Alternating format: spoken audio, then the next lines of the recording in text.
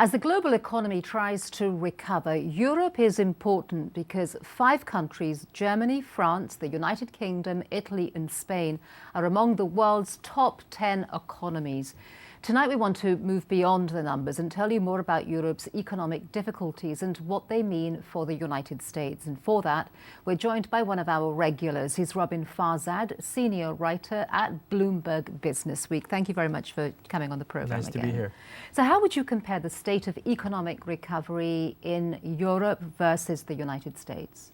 Daljit, it's not great shakes for anyone, and no one right now on either side of the pond is in any position to brag. Certainly the United States has 50 states, a common language. In Europe, even with the Eurozone and the European Central Bank and the Monetary Union, you have a situation that's marked by the haves and the haves much less.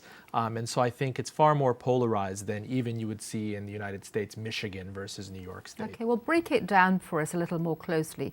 How are the countries in Europe that matter the most, Germany, Britain, France, Italy and Spain, how are they doing?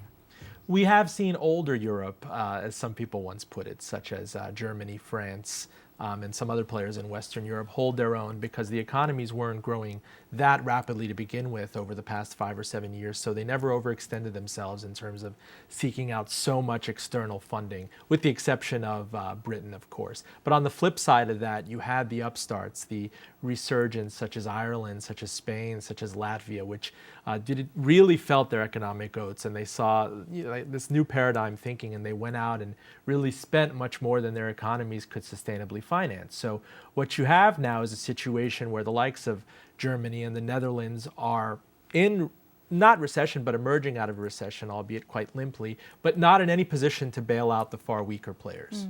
Some have speculated that the United Kingdom is in particular trouble because of its huge debts. Is this a country that is heading for crisis later on this year? It's conceivable if the economy globally takes another drop, because let's not forget, Britain is not only getting hit by an otherwise deep global recession, but it also had a bona fide banking crisis on its hands, and it had to dig deep to bail out these institutions. Other countries in Europe, Spain, Greece, Latvia, very high unemployment rate there, are said to be in bad shape also. Is it possible that these countries could end up defaulting on their debts later on this year? It's possible if the European Central Bank or if a stronger hand such as Germany doesn't step up to help bail them out. So far, the ECB has signaled that it is not willing to do that. A lot of this is an experiment that we're seeing unfold in real time. What happens under the European Monetary Union when you have the haves and the far weaker players, which are the haves much less? Well, if they do end up defaulting, what follows on from that? That is something that unfortunately we haven't seen so far. How that ripples throughout not just the European Monetary Union, but the rest of the developed and emerging world is one huge question mark. Okay, and just wrap it up for us very briefly. How important is European economic growth